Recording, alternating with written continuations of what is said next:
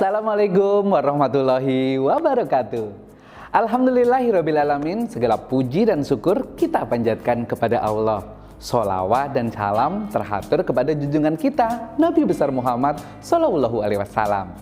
Adik-adik yang soleh dan solihah, anak-anak SD Islam Rodotul Jannah yang dirahmati Allah, masih dalam rangkaian bulan bahasa yang bertepatan pada bulan Oktober. Pastinya kalian masih ingat ya, kisah yang melatar belakangi dari bulan bahasa ini atau hari bahasa adalah yaitu Sumpah Pemuda. Seluruh pemuda di seluruh Indonesia dari Sabang Merauke bersepakat yaitu menggunakan bahasa satu, bahasa Indonesia. Nah, teman-teman, berbicara mengenai bahasa, dan kali ini Kak Hadian akan menyampaikan kisah yang hubungannya juga dengan bahasa juga, dari kisah salah satu seorang sahabat yang bernama Zaid bin Sabit. Ini adalah teknik bagaimana kalian nanti bisa memperagakan bertutur kisah tanpa alat peraga. Caranya bagaimana sih yang harus dipersiapkan untuk berkisah? Pastinya kalian berdiri dengan sempurna ya. Jangan berdiri dengan satu kaki atau mencondongkan, tapi berdiri dengan tegap. Kemudian wajah tetap cerah, ceria, seperti itu ya teman-teman ya. Dan gunakan kedua tangan untuk selalu bergerak sesuai dengan narasi yang ingin disampaikan, seperti yang kalian contohkan. Gunakan olah suara, suara besar, suara kecil. Kemudian kalau memungkinkan gunakan beberapa suara-suara seperti suara yang mendukung jalannya kisah atau cerita tersebut. Apabila dalam kisah ada adegan naik kuda, kalian bisa memperagakan seperti naik kuda begini. Hiya, duduk, duduk, duduk, duduk, duduk, duduk. Nah, ini kalau memungkinkan. Terus kemudian yang berikutnya, mainkan narasi. Dalam bertutur, kalian menyampaikannya harus dengan cara menaikkan, menurunkan, kadang diayunkan suaranya. Jangan monoton ya, nanti kalau monoton tidak menarik. Jadi, adik-adik yang soleh dan solihah, setelah kalian memperhatikan bagaimana mengolah suara, suara besar, kecil, kadang dilirihkan, kalian juga mengatur intonasi. Bagaimana kalian ketika menuturkan kisah tersebut. Jangan sampai monoton ya. Untuk jelasnya, kakak akan memberikan contoh. Kalian siap simak ya teman-teman ya. Kisah ini mengenai tentang seorang sahabat Rasulullah yang memiliki kecerdasan yang luar biasa berkat Al-Quran yang dihafalkannya. Sudah penasaran teman-teman? Siapakah sahabat ini? Ya, yaitu sahabat Zaid bin Sabit. Inilah kisahnya. Waktu kecil, Zaid bin Sabit dia membawa pedang yang besar dan panjang peninggalan ayahnya yang sudah syahid. Zaid menemui Rasulullah. Ya Rasulullah, izinkan aku untuk ikut berjihad bersama dengan Rasulullah dan para sahabat. Zaid yang masih anak-anak ingin ikut berjihad. Tentu saja Rasulullah tidak memperbolehkannya. Kata Rasulullah, Zaid disuruh menunggu. Kalau nanti Zaid sudah besar, maka dia diperbolehkan. Zaid pun sedih. Dia berlari menemui ibunya. Dan Zaid pun mengadu kepada ibunya. Ibu, kata Rasulullah aku belum boleh ikut berjihad karena aku masih kecil.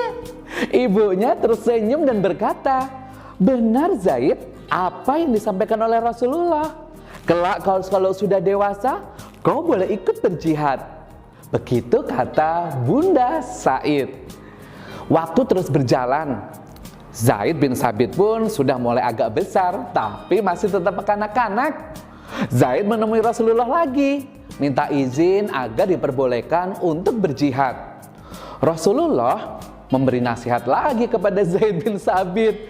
Wah, Zaid bin Sabit benar-benar gigih ingin berjuang bersama dengan para sahabat ya teman-teman ya.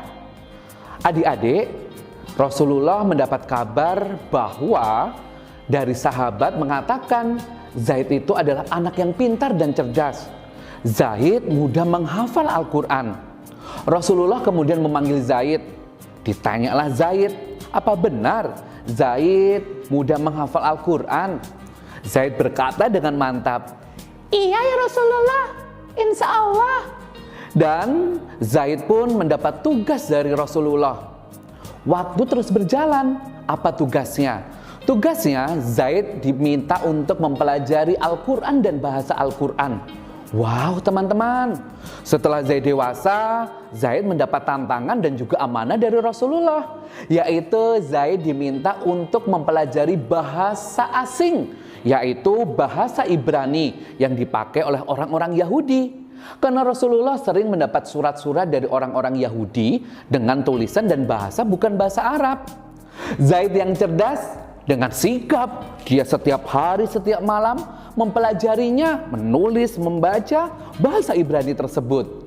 Cukup 17 malam, Zaid mampu menguasai bahasa Ibrani tersebut. Dan Rasulullah pun senang dan bangga atas kecerdasan Zaid. Tahu rahasianya Zaid apa? Bisa menghafal cepat?